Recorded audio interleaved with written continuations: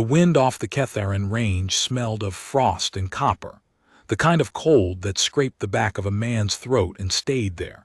And Callum Drennan registered it before anything else because the cold was the only honest thing left in the courtyard. 300 dignitaries stood on the tiered granite steps of the Shareth amphitheater, their faces arranged in the careful blankness that alien courts used as a substitute for disapproval. The Empress Consort's binding tribunal had been in session for 11 hours, and not one of those carefully blank faces had yet looked directly at the human standing alone at the base of the steps, his wrists locked in a pair of ceremonial witness chains, his boots planted on the frost-slicked stone as though he intended to stand there until the mountain itself moved. Which, if Callum was being honest, was more or less the plan. The tribunal recognizes Callum Drennan, the arbiter's voice carried across the amphitheater, thin and precise as surgical wire, claimed consort designate of her radiance, sovereign Mithira Valanthas of the Emerald Reach.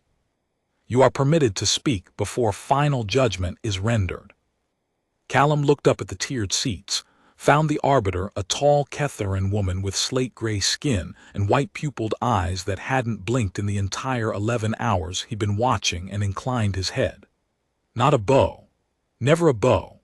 Mithira had told him that once, in a different life, in a moment he replayed now with the clarity of someone who understands that a single memory may be the only defense he has left. Thank you, arbiter, I'll keep it short. The tribunal will determine the length. The arbiter's voice did not change temperature. Nothing about a Ketharin ever changed temperature unless they chose it. Speak. Callum drew a breath. The copper taste of the altitude sat on his tongue like a coin. Behind him, far below the amphitheater's carved lip, the valley of the Emerald Reach sprawled in winter-light gray-green slopes, rolling toward a distant river that caught the sun and threw it back like a scar. Mithira's kingdom. The land she'd been born to rule. The land her own court was trying to take from her because the man she'd chosen had the wrong blood. Not the wrong character, not the wrong record, the wrong species. Callum had been told that distinction mattered less than he thought. He'd been told that by 17 different court officials in the 9 months since the binding results had come back from the Resonance Archive and thrown the Emerald Reach into the worst constitutional crisis in 4 centuries.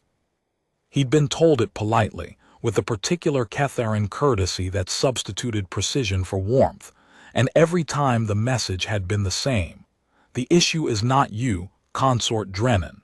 The issue is what you represent. He'd stopped being polite about it around month 6. But the tribunal wanted him to speak, and speaking meant going back. And going back meant the corridor, and the corridor meant 14 months ago, and 14 months ago meant the moment before everything became a constitutional crisis and a political earthquake, and a question about the nature of recognition itself. 14 months ago, a maintenance rotation on the orbital station Valanthas 7, one of the Ketharin sovereign fleet's older platforms.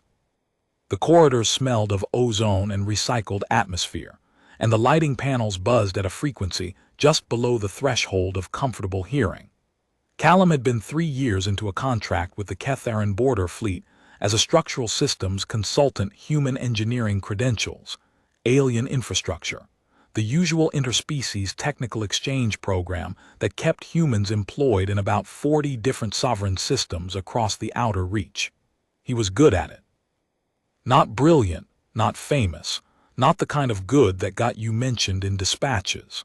The kind of good that meant the atmospheric seals on Deck 14 didn't fail during the pressurization cycle, and nobody died, and nobody remembered your name afterward. He'd been recalibrating a thermal coupling in the station's lower ring, his hands greased to the wrists, the diagnostic tool humming a low B-flat against the junction panel, when he heard her. Not her voice, her breathing. It was wrong.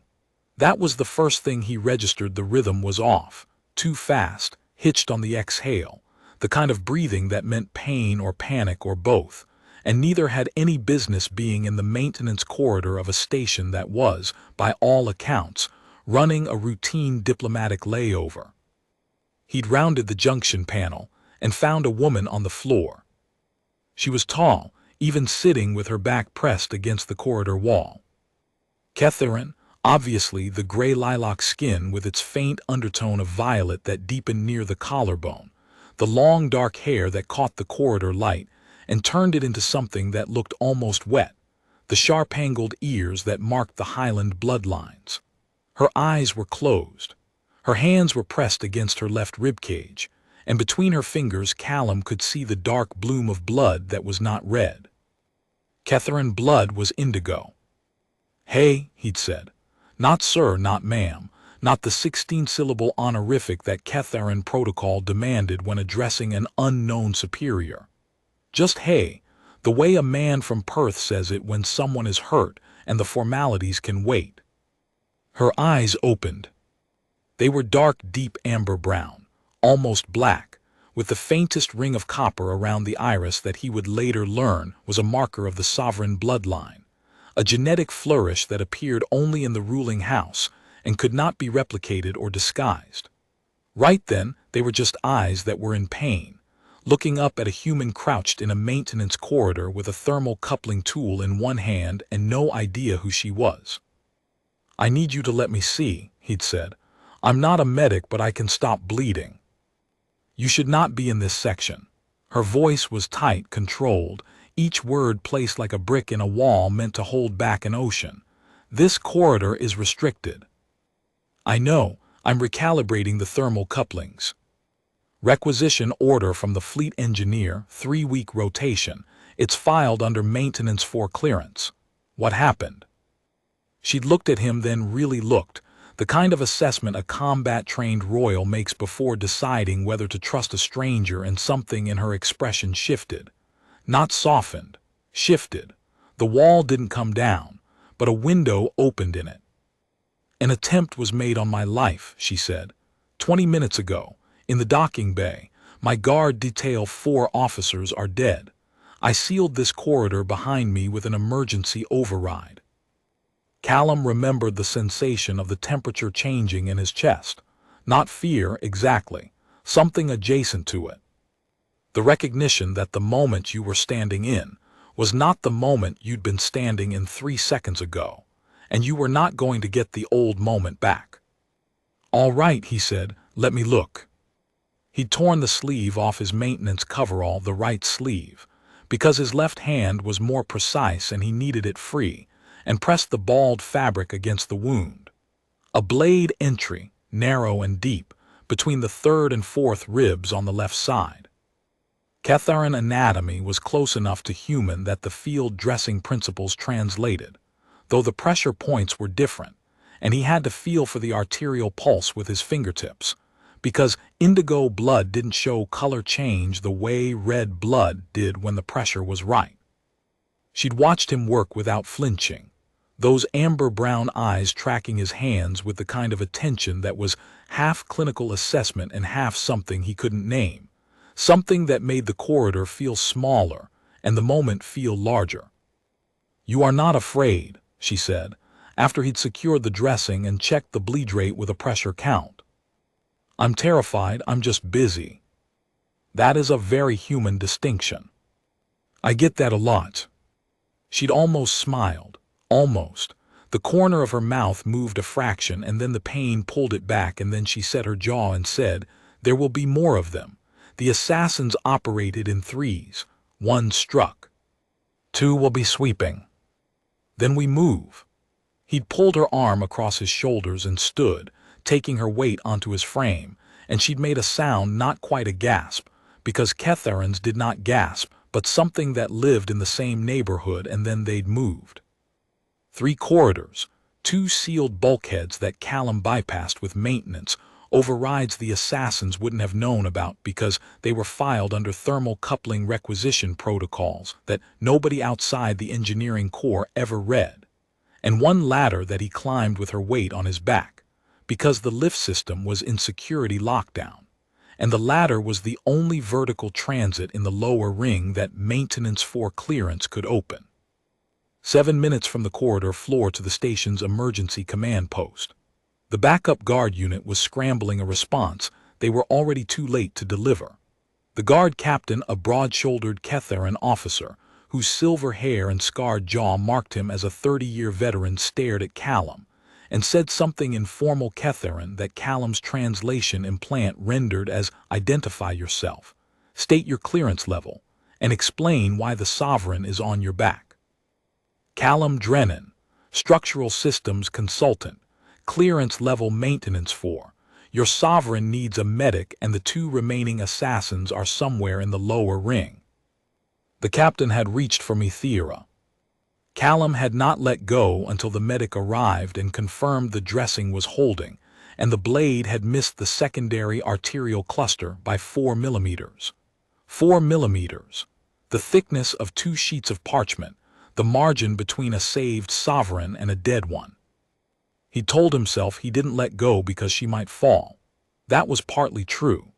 The rest of it was something he didn't examine for another 3 weeks, after the after-action reports had been filed, and the assassins traced to a separatist cell in the outer provinces, and the diplomatic incident contained, and the human contractor debriefed by 6 different security agencies, and he found himself still thinking about the way her eyes had opened in that corridor.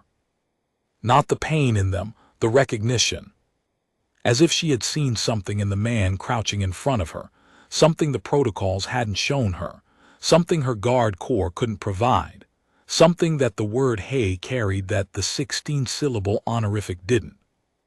Standing in the amphitheater now, 14 months and a constitutional crisis later, Callum felt the weight of that memory settle into the space between his ribs like the cold mountain air. The tribunal didn't care about the torn sleeve. The tribunal didn't care about the corridor or the assassins or the 7 minutes of improvised evacuation. The tribunal cared about the resonance archive and what it had found when it scanned a human brain that should not have produced what it produced. He should explain the archive. Not for the tribunal's sake, they knew, but for the record, because records in Ketheran law were the architecture of truth. Every Ketheran sovereign, upon selecting a consort, submitted to the resonance binding an ancient genetic and neural compatibility scan administered by the archive, an institution housed deep in the mountain beneath this very amphitheater, older than the current political structure by roughly 2,000 years. The binding was not a wedding. It was not a romantic gesture.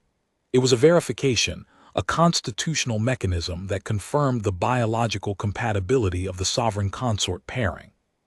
The archive systems measured genetic compatibility, neural resonance frequency, and something the Ketherans called Varath, a word that translated approximately as recognition at the cellular level, and had no human equivalent because humans did not have the biological architecture to produce it.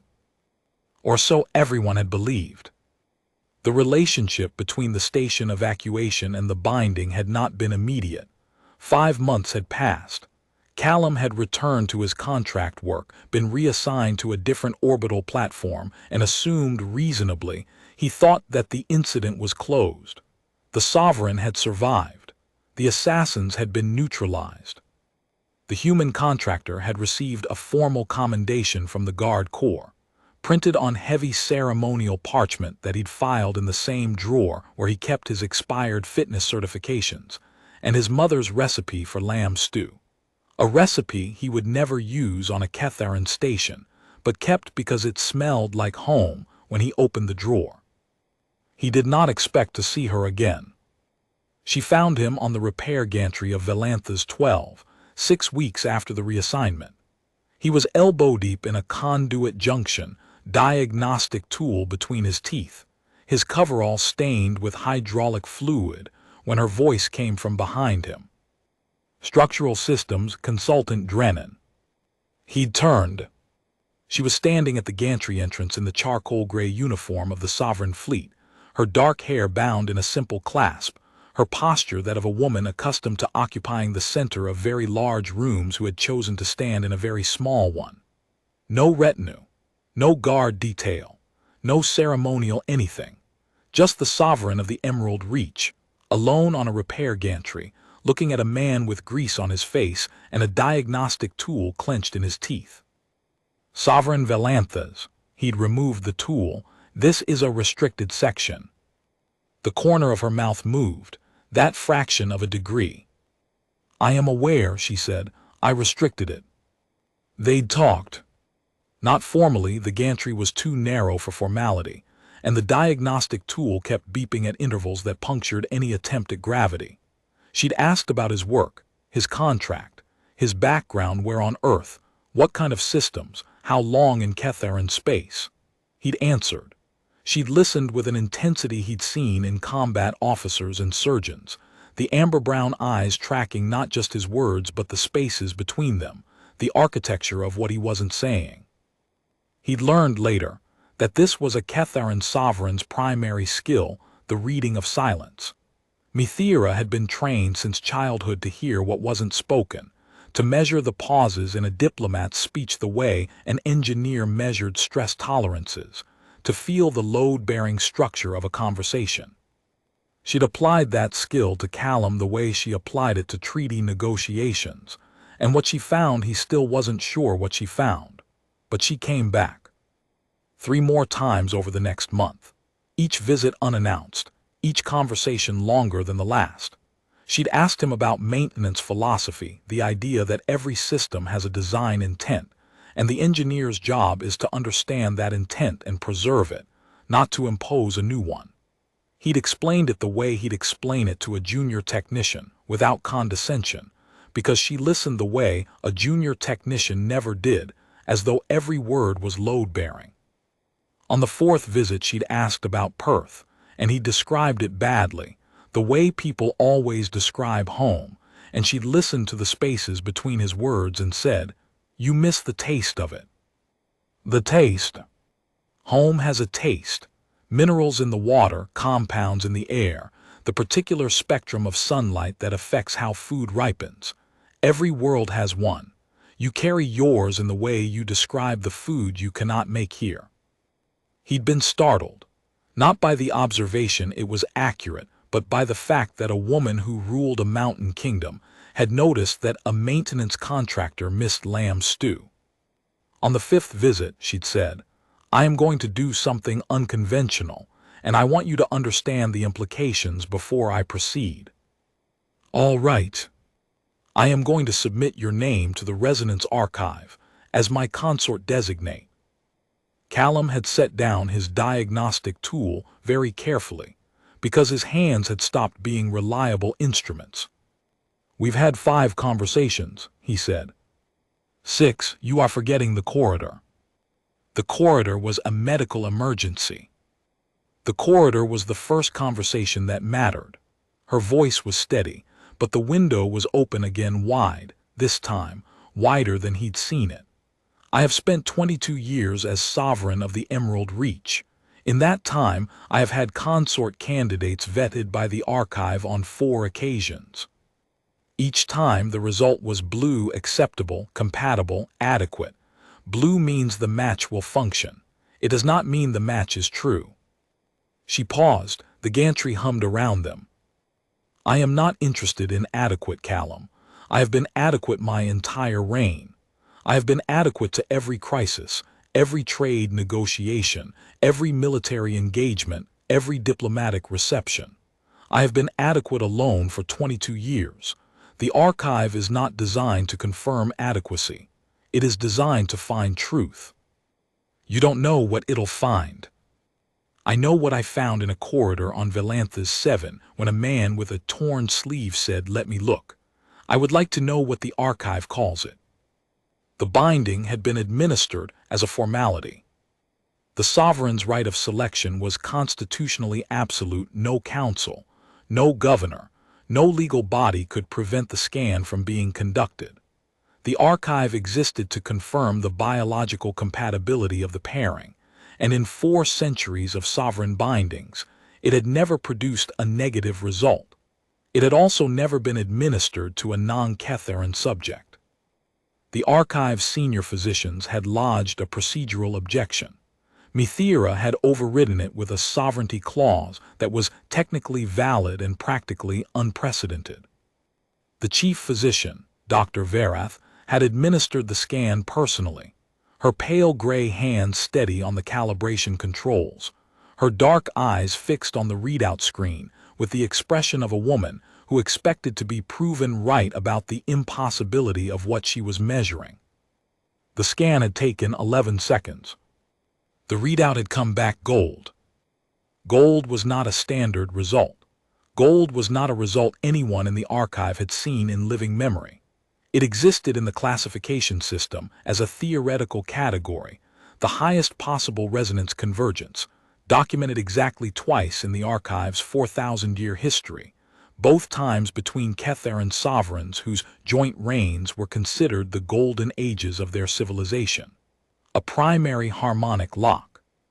A resonance match so deep that the archive's classification system couldn't express it in standard metrics. A human had produced it. Dr. Verath had requested a second scan, then a third. All three came back gold, identical to the 7th decimal point. The system was not malfunctioning. The classification was not in error. The chief physician had set down her calibration tool and stared at the readout and said, in a voice stripped of everything except clinical bewilderment, "This is not possible." Mithira had looked at the readout, then at Callum and said, "Evidently it is." The court had not taken it well. Callum understood the objections. He understood them the way a man understands the tide when he's standing waist-deep and feeling it pull at his legs. The Ketharan political structure was built on biological legitimacy. The resonance binding was not romantic, it was constitutional.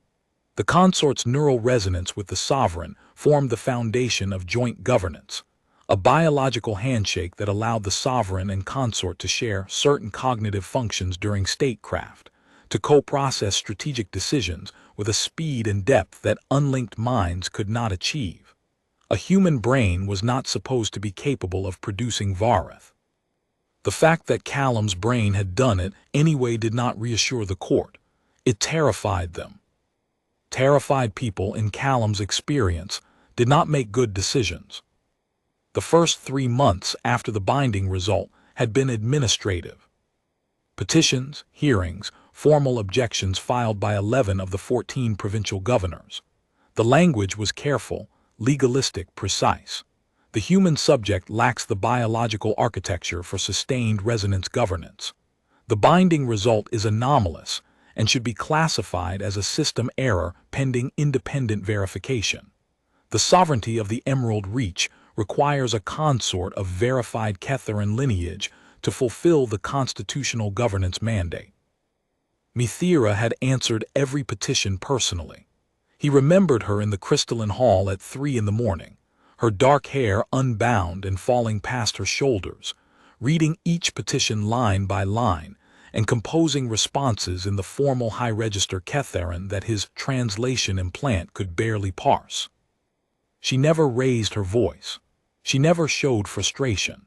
She answered each objection with the constitutional text that supported her sovereign right of selection, cited the archive's 4,000-year record of infallibility, and requested that the petitioners identify the specific mechanism by which a system that had never erred had suddenly begun to do so. The petitioners withdrew. New petitions arrived within the week. Month 4 brought escalation. Governor Selethis, the most vocal objector, whose province controlled the archive's funding, and whose family had provided 2 consorts to prior sovereigns, filed a motion to convene the binding tribunal. Under Ketharan law, the tribunal could rule the binding constitutionally insufficient even if the archive's biological data was valid. The court could not dispute the science, so they disputed the law. The motion required 7 governor signatures. Selethis had 11 within 48 hours. She delivered them to the sovereign residence in person, on a platter of polished stone, a ceremonial gesture that meant the mountain speaks. The day after the motion was filed, Callum had been walking the colonnade that connected the sovereign residence to the archive entrance, the one stretch of the compound, where the guards permitted him to exercise without an escort, when Captain Sareth fell into step beside him.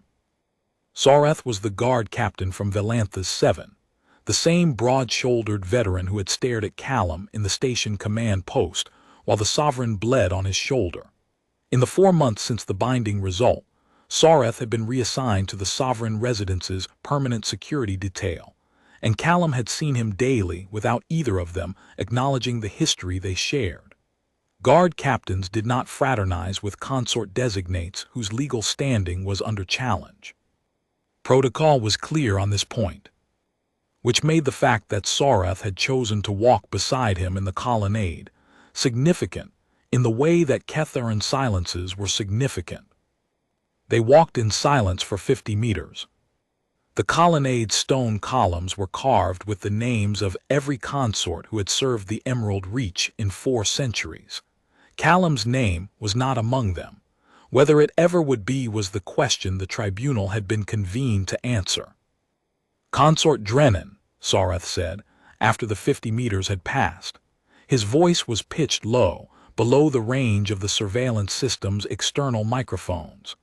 Callum knew this because he'd mapped the system's coverage during his 2nd week in the residence, using maintenance protocols that the court's security team had not thought to revoke. "Captain, I have served 17 years in the Sovereign Guard. In that time, I have protected 3 members of the royal house. I have never been late to a threat. You weren't late on Valantha's 7. The threat was unusually fast. The threat was standard. I was positioned incorrectly." Sareth's jaw tightened the first time Callum had seen any emotion on the captain's face that wasn't professional neutrality. "My unit was covering the docking bay's primary entrance. The assassins used the tertiary maintenance access. I had flagged that access as a vulnerability in my quarterly security review, and the fleet administrator had declined to address it because the budget allocation was controlled by Governor Selethas's province." Callum processed that. The implications were layered enough to require a moment.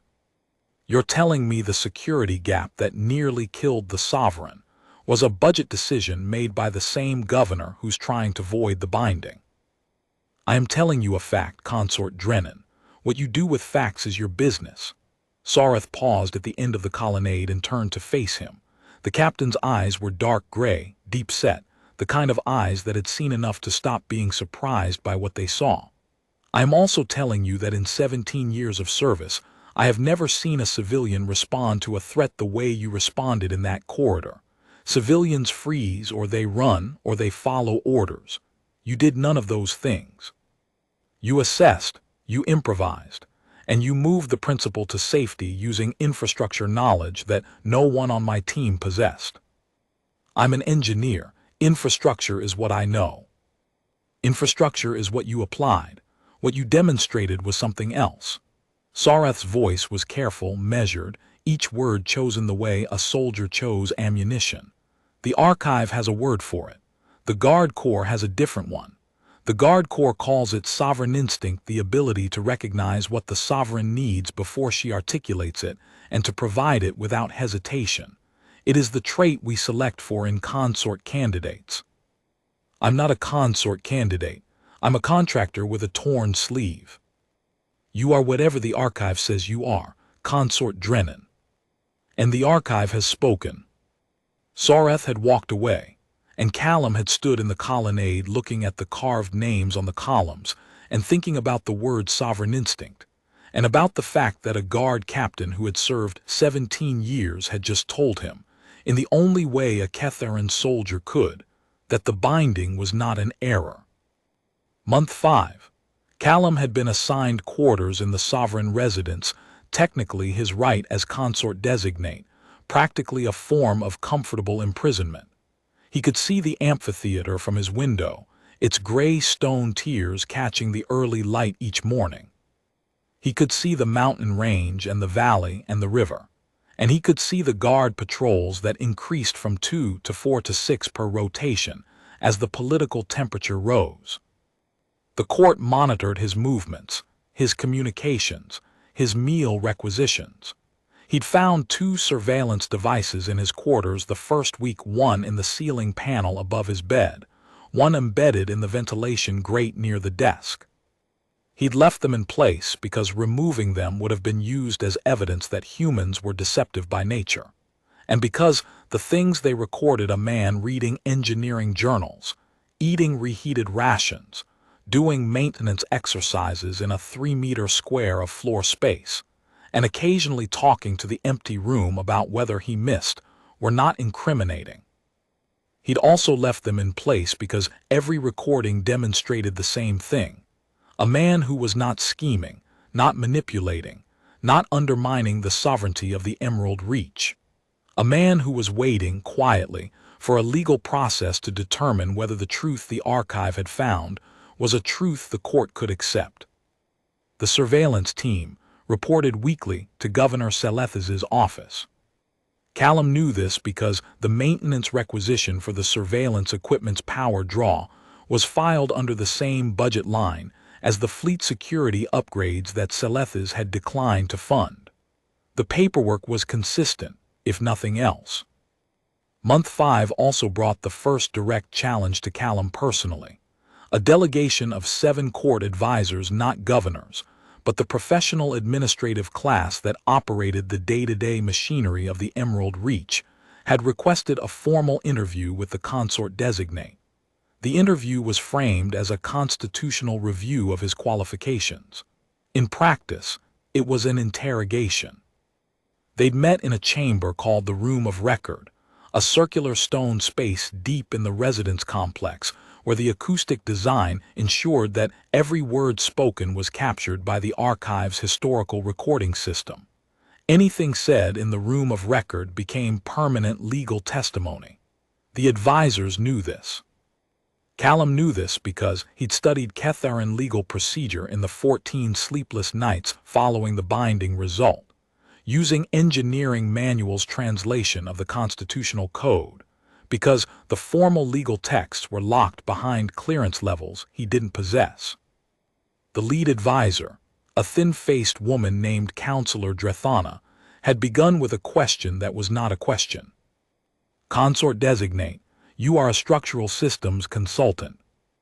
You repair atmospheric seals and thermal couplings on orbital stations. You have no training in governance, no education in Ketharan constitutional law, no military service record, no diplomatic credentials, and no biological architecture for resonance bonding. Can you explain to this panel why you believe you are qualified to serve as consort to the sovereign of the Emerald Reach? Callum had looked at the 7 advisors, their faces arranged in the careful blankness he was learning to read as professional hostility, and said, I don't believe I'm qualified. The archive does. The archive measures compatibility. Qualification is a separate standard. Then you're asking me to meet a standard that no previous consort designate has been asked to meet. Every consort in 4 centuries was selected by the sovereign, scanned by the archive, and confirmed. None of them were interrogated about their qualifications by a 7-member panel in the Room of Record. If the standard is new, the standard should be applied consistently retroactively to every consort in the archive's history. Counselor Drethana's expression had not changed, but the advisor to her left, a younger woman whose name Callum never learned, had made a small, involuntary motion with her stylus, the kind of motion a person makes when they hear something they hadn't expected and need a moment to recategorize. The interview had lasted 3 hours. Every question had been designed to demonstrate that Callum was unqualified, out of his depth, a biological anomaly who had no business standing beside a sovereign. Every answer Callum gave had been designed to demonstrate one thing: that he understood the system, respected its logic, and was not going to pretend to be something he wasn't. At the end of the 3 hours, Counselor Drethana had said, the panel will file its assessment with the tribunal. I understand. For the record, consort designate, what is your engineering assessment of a system that produces an unprecedented result? Callum had thought about it. An unprecedented result means the system is measuring something it hasn't measured before. It doesn't mean the system is broken. It means the system has encountered a new input. The correct engineering response is to verify the measurement, document the result, and update the operating parameters. The incorrect response is to assume the system has failed because the result is unfamiliar. Drathana had looked at him for a long time after that. The blankness in her face had shifted not into warmth, but into something that might, in the fullness of time, become reconsideration. Month 6 had brought the worst of it. A formal delegation of 3 governors, Herath, Velashin, and Torath, had visited Mithira to present what they called the compassionate alternative. Release the binding voluntarily, accept a Ketharan consort designate from one of the provincial houses, and permit the human to return to his contract work with a generous severance package and a formal letter of commendation. The severance figure they named was large enough to buy a house on 3 different planets. The commendation would have praised his service to the sovereign in terms that made it clear the praise was the consolation prize for a man who had been told the truth about himself and been asked to accept a different one. Mithira had listened to the presentation with the stillness of a woman who had been listening to presentations her entire life and had learned to hear the blade concealed in the courtesy. "And if I decline?" she'd asked. Governor Herath, the delegation's senior member, had folded his long gray-skinned hands on the conference table. His fingers were thin, precise, the hands of an administrator who had spent decades arranging the political landscape of the Emerald Reach to his satisfaction. If the sovereign declines the compassionate alternative, the tribunal will proceed. The tribunal has the constitutional authority to rule the binding insufficient. If the sovereign refuses to release the binding after such a ruling, the sovereignty continuity clause applies. Which means the sovereign would be removed from office. The temperature in the room had dropped. Callum, watching from the corridor outside, where the guards had positioned him during the audience because the consort designate had no standing in pre-binding governance proceedings, felt the drop through the stone walls, a physical sensation that had nothing to do with climate control and everything to do with the weight of what had been said. Mithira had been quiet for what felt like a geological age. Then, very precisely, she said, "The sovereignty continuity clause has been invoked once in 400 years, Governor Herath. The sovereign who was removed died in exile. Her province was dissolved. Her family line was struck from the colonial register. The constitutional scholars who study that case uniformly conclude that the clause was misapplied and that the removal constituted the single greatest failure of Ketharan governance in the modern era. That is one interpretation. It is the interpretation endorsed by the archive itself, Governor, the same archive whose result you are asking me to discard." Herath had inclined his head. The gesture looked respectful. It was not. "The tribunal will determine which interpretation is correct, Your Radiance. We wished only to ensure you understood the full scope of the decision before you." "I have understood the full scope of every decision I have made in 22 years of sovereignty, Governor Herath. I understood the scope when I selected a human consort designate. I understood it when the archive returned a result that your constitutional framework has no mechanism to reject, and I understand it now." They had left. Callum had entered the room, and Mithira had been standing at the window looking at the mountain range with an expression he recognized, because he'd seen it on every structural engineer who'd ever been told that the building they'd inspected was going to come down regardless of what they found. "You could release it," he'd said, "the binding. If it's destroying your position, you could release it and I'd go. No one would blame you." She'd turned, and her eyes held something he recognized, the same thing he'd seen in maintenance workers and medic corps, and every human who'd been told the job was too hard and chosen to stay anyway. "The archive does not make errors, Callum. Her voice was quiet, each word a foundation stone. In 4,000 years, the archive has never produced a false positive. The gold result means something. It means you are the correct match. Constitutionally, biologically, in every framework my civilization has built to determine legitimacy, you are the answer. I'm a structural systems consultant from Perth. You are the man who tore his sleeve and said, "Let me look." Her gaze held his, unwavering, the copper ring around her iris catching the light from the window. The archive measured what that means in terms my people understand.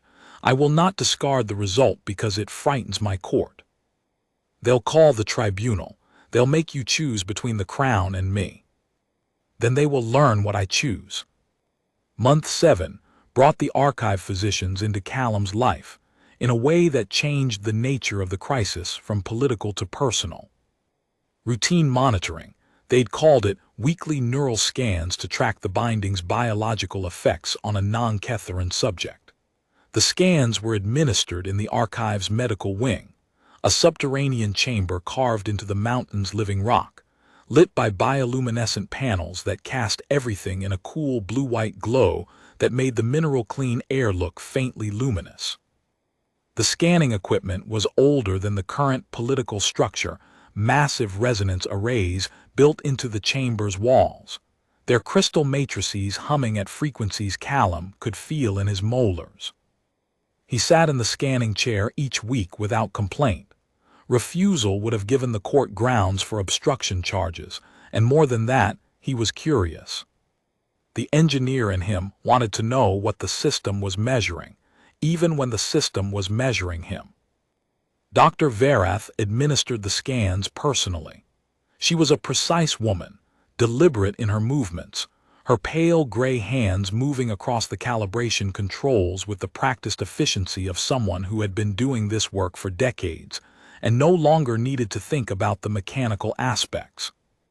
Her dark eyes, the deep obsidian that characterized the Ketharan medical caste, stayed fixed on the readout screens during each session, tracking the data the way a navigator tracks a heading, watching for deviation. The first 3 weeks' results were unremarkable, standard human neural architecture, no changes. The gold resonance result had not produced any measurable effect on Callum's brain, and the court's legal team had quietly noted this in their preliminary filings evidence. They argued that the resonance match was a measurement artifact, not a functional bond. The 4th week session was different. Verath had been reviewing the comparative analysis, the current scan overlaid against the baseline, and the 3 previous weeks when her hand stopped moving on the controls. She sat very still for 10 seconds, which was a long time for a woman who processed information the way other people processed breathing. Her dark eyes narrowed. She ran the comparison again, checking the parameters, verifying the calibration. Then she turned the display toward Callum. Neural pathway maps, color-coded. The standard human architecture rendered in its familiar blue topology, and threading through it delicate, unmistakable branching through the prefrontal cortex, the temporal lobe, the deep limbic structures that no human neuroscience textbook had ever associated with anything beyond emotional processing filaments of gold. "Your brain is restructuring," Verath said. Her voice was clinical, but underneath the clinical precision was something that sounded like awe trying very hard not to be awe. New neural pathways are forming, architectures consistent with Ketharan resonance processing, structures that do not exist in human neurology and have never been documented in any species outside our own. Spontaneously, in response to the harmonic lock. The gold resonance is not passive, consort Drennan. It is catalytic. It is actively restructuring your neurology to accommodate the governance bond. Your brain is building resonance processing architecture the way your body builds muscle in response to load. The stimulus is the bond. The adaptation is neural. Is it dangerous? It is unprecedented. She paused, and the pause had the particular quality of a scientist choosing between accuracy and reassurance and deciding, as scientists usually did, on accuracy.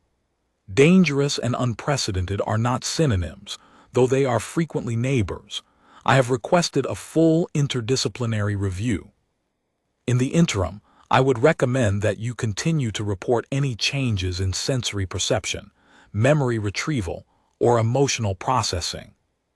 What kind of changes? Any kind. The pathways are building through territory that, in human neurology, serves multiple functions. The restructuring may affect adjacent systems. I cannot predict which systems or how severely until the pathways stabilize.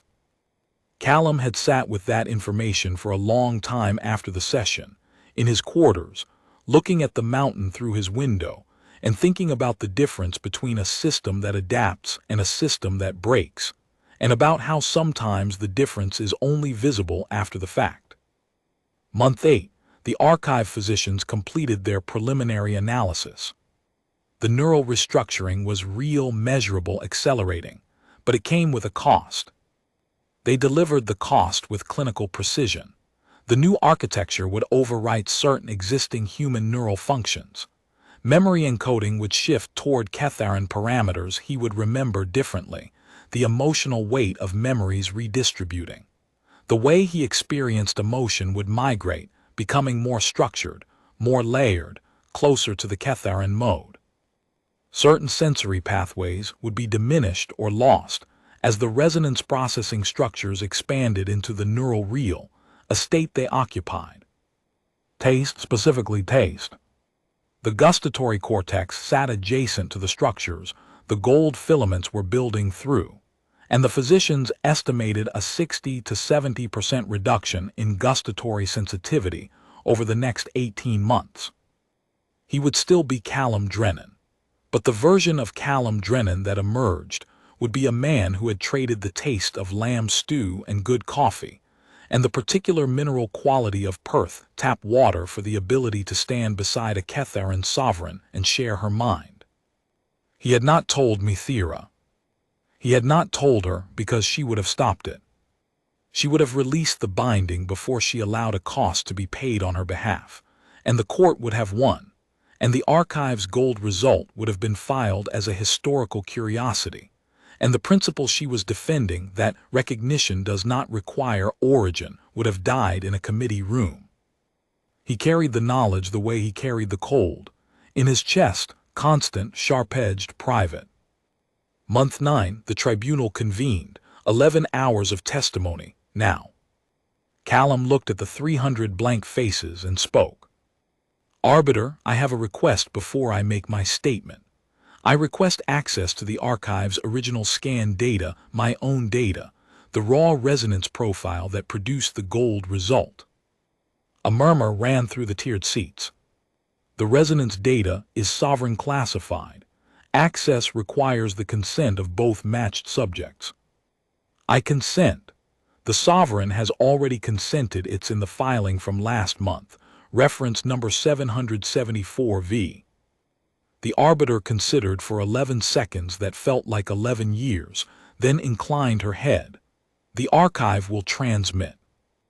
The holographic display materialized above the amphitheater. 2 resonance profiles, one Catharin, layered and harmonic like music made visible, one human, simpler, rawer. And where they overlapped, the interference pattern was gold.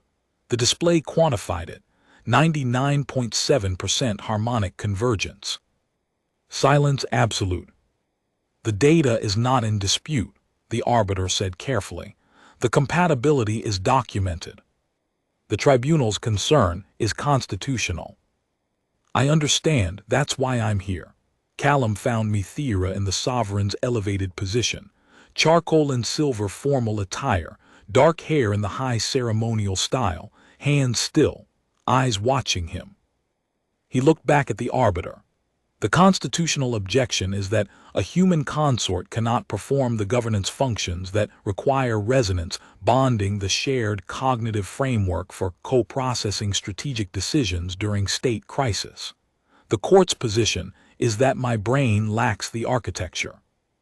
That is an accurate summary. The court is correct. The murmur became a wave, He waited for it to pass, his boots steady on the frost. My brain is not Catherine. I do not have the native neural structures for sustained resonance coprocessing. The gold result doesn't change that. It means the potential is there. It means the match is real. But potential and function are not the same thing, and I won't pretend otherwise. He paused. The wind moved the hem of his formal coat. I came to offer the tribunal a resolution. I request that a second data set be displayed, my neural monitoring records from the past 9 months. The arbiter granted it.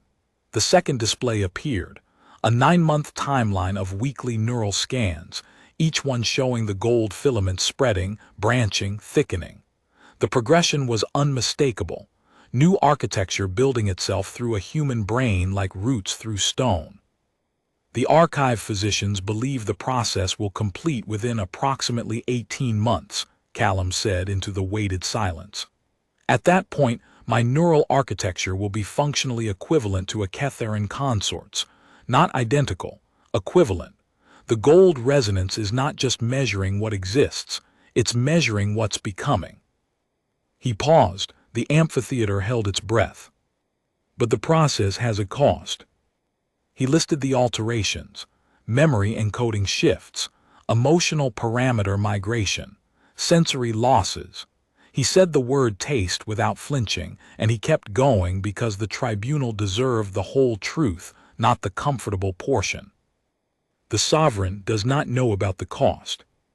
I did not tell her because she would have stopped it. She would have released the binding before she allowed a price to be paid on her behalf. The court would have won. The principle she is defending, that recognition does not require origin, that truth does not become false because it surprises you, would have died in this amphitheater. He drew a breath of copper-cold air. The cost is mine, not hers, not the court's, not the emerald reaches. I am choosing it because a woman on a corridor floor asked me to look 14 months ago, and I have not stopped looking since. The archive calls it a harmonic lock.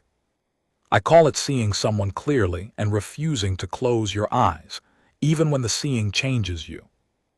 The silence that followed was the Catherine silence that has weight, the sound of 300 people recognizing that they have misjudged someone, and recognizing it simultaneously, and having no word for the feeling because their language was built for precision, and this was something that precision could not hold.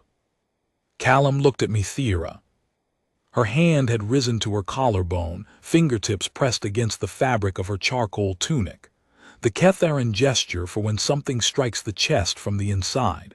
Her amber-brown eyes were wet, not tears. But the wetness was there, and the copper ring around her iris burned brighter, as though the resonance bond had made the emotion visible in her biology. The window was open all the way. No wall, no bricks, just her seeing him the way he had seen her on the corridor floor. The arbiter spoke. The tribunal requires clarification. The neural restructuring is voluntary. Yes. You have been informed of the permanent cognitive alterations. Yes. You accept them without coercion. I accept them because they're the right thing to do. The archive says I'm the match. The court says I can't perform the function. Both are correct. The restructuring resolves the contradiction. Most would call it a sacrifice, consort Drennan. Most haven't met the woman. The arbiter turned to the tiered seats and spoke the formal words. The tribunal has heard the consort designate statement. The constitutional objection is addressed by the documented neural transition and the subject's voluntary acceptance. Under Section 14 of the Sovereign Binding Code, a consort designate who demonstrates both archive-verified compatibility and a credible pathway to governance function satisfies the constitutional requirement. She paused. The binding of sovereign Mithira Valanthas and consort designate Callum Drennan is upheld. Mithira descended the steps. Catherine protocol dictated that the sovereign did not approach the consort designate until the chains were formally removed. Mithira walked past the clerks, past the provincial governors, past the 14 officials who had spent 9 months trying to unmake the choice she'd made in a station corridor. She stopped in front of him and placed her fingertips on the ceremonial chains at his wrists. In Ketharan custom, the gesture meant I bear what you bear. You should not have hidden the cost from me, she said quietly. You would have stopped it. Yes. That's why I didn't tell you. That is a very human logic. I get that a lot. Her eyes held his, the copper ring, the wetness, the sovereign mask and the woman behind it occupying the same face. She did not look away, and he understood, had always understood, since the corridor, that this was how Ketharan said the thing they could not say in words. They held your gaze and let you read the silence. What he read was recognition, and it was more honest than the cold, more honest than the copper wind, more honest than anything the tribunal had heard in 11 hours of careful testimony. The clerks unlocked the chains. The metal fell away from his wrists and clattered against the stone with a sound that was small and final and exactly the right weight for the moment. Callum rubbed the skin where the chains had rested, not because they'd hurt, but because the sensation of freedom deserved acknowledgement, even when the imprisonment had been symbolic. The amphitheater began to empty. The governors descended in their formal groups, the clusters of advisors and legal scholars and constitutional historians flowing down the steps in the ordered hierarchy that Ketharan architecture was designed to produce. Callum watched them go. Some walked quickly, heads forward, the posture of people who wanted to be elsewhere before they had to reconsider what they'd heard. Some walked slowly, their careful blankness cracking at the edges into something more complicated. Captain Sorath appeared at the edge of the steps. He was in full dress uniform, the ceremonial version that the sovereign guard wore only during constitutional proceedings, and his broad face was as professionally neutral as it had been on Velantha's 7. He stopped 3 paces from Callum and stood at attention. Captain, Callum said. Sorath did not speak. Instead, he performed a gesture that Callum had seen only in the historical recordings the archive maintained of the great constitutional moments. He drew his ceremonial blade from its sheath, reversed it, and held it out horizontally, the hilt toward Callum, the blade resting across his own forearm. In the sovereign guard's tradition, the gesture meant my blade serves the consort as it serves the sovereign. Callum looked at the blade, then at Sorath. The captain's dark gray eyes were steady, unblinking, but the corners of his mouth were set in a way that was not professional neutrality. It was something closer to conviction. I don't know the correct response to this, Callum said quietly. You place your hand on the hilt, Sorath said, and you say nothing. That is the response. Callum placed his hand on the hilt. The metal was cold. He held it for 3 seconds, the length prescribed by tradition, and released it. Sorath sheathed the blade, inclined his head, not a bow, the same careful distinction that Mithira had taught Callum 9 months ago, and took his position 2 paces behind and to the right.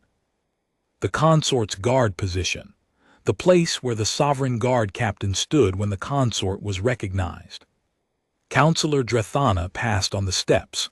She was carrying her formal record portfolio under her arm, the same portfolio she'd used during the 3-hour interrogation in the room of record 5 months ago. She paused, looked at Callum, and said nothing for a long time. Councillor, Callum said. Consort Drennan.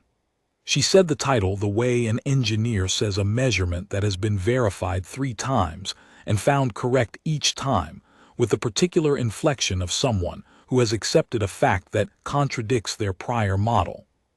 For the record, when you describe the correct engineering response to an unprecedented result, during our interview in month 5 verification, documentation, updated operating parameters, were you aware that you were describing the constitutional principle of adaptive governance? No, I was describing engineering. They are the same thing, Drethana said. That is, I believe, the point. She walked away.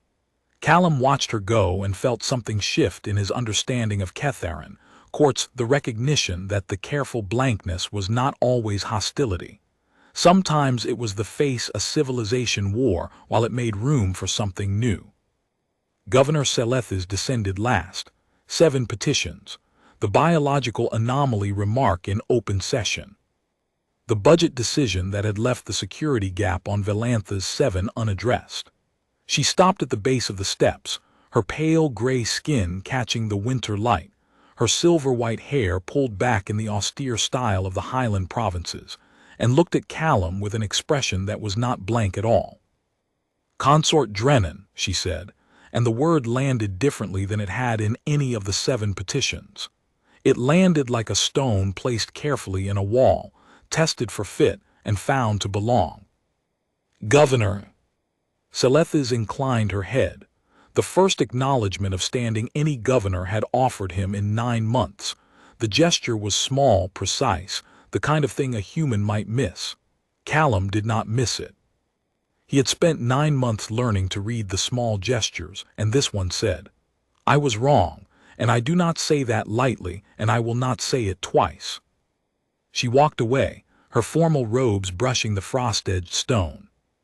"She will still oppose the military budget in the spring session," Mithira said beside him, her voice carrying the faintest edge of something that might have been amusement if Catharins expressed amusement in the human register. "I'd be worried if she didn't. A sovereign needs governors who push back, otherwise the system has no load-bearing capacity." Mithira looked at him.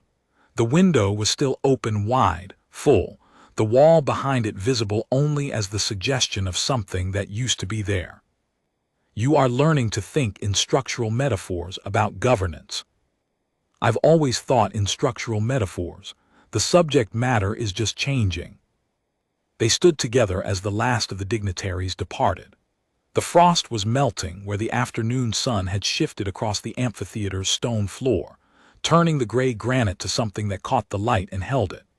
Below them, the emerald reach spread toward the river, winter light painting the slopes in gradients of gray and gold, the distant water flashing where the current broke over stones that had been in the same position for longer than the archive had been measuring anything. "The archive physicians contacted me this morning," Mithira said. "The restructuring is accelerating. The neural pathways are integrating alongside your existing architecture, rather than overriding it. They believe you will retain significantly more human cognitive function than the initial prognosis suggested." "The taste thing?" "Uncertain, possibly retained. So I might keep coffee." "You might keep coffee. That's worth a tribunal."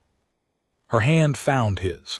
Cooler than a human's, longer, the skin faintly violet gray in the winter light. She placed her palm flat against his, the consort gesture that meant our frequencies align. "There is one more thing," she said. "The gold signature has not faded since the initial scan. In every subsequent measurement it has increased. The physicians have never recorded a resonance bond that strengthens over time in any pairing in 4,000 years of archive history. They have no classification for it." "What does that mean?" She was quiet, the wind moved, the mountain caught the light. "It means you are not becoming like us," she said. "It means we are becoming something neither of us has been before, something the archive has no name for." Callum looked at the valley, the river, the frost on the stone, the woman whose palm rested against his, whose kingdom was now his by constitutional ruling and biological fact and voluntary sacrifice, and one torn sleeve on a station corridor floor. "Good," he said. "I never liked categories anyway." She almost smiled, the fraction of a degree. This time the pain didn't pull it back. They stood together on the frost-edged stone, palm to palm, facing the valley that was theirs, while deep beneath the mountain the archive's oldest instruments continued to run, measuring a frequency that had no name and no precedent and no end, the frequency of a man who tore his sleeve, and a sovereign who let him look, and a recognition so deep it was rewriting the biology of both of them, one golden filament at a time. The wind eased, the sun held, the mountain kept what it had always kept, and the gold light on the river did not fade.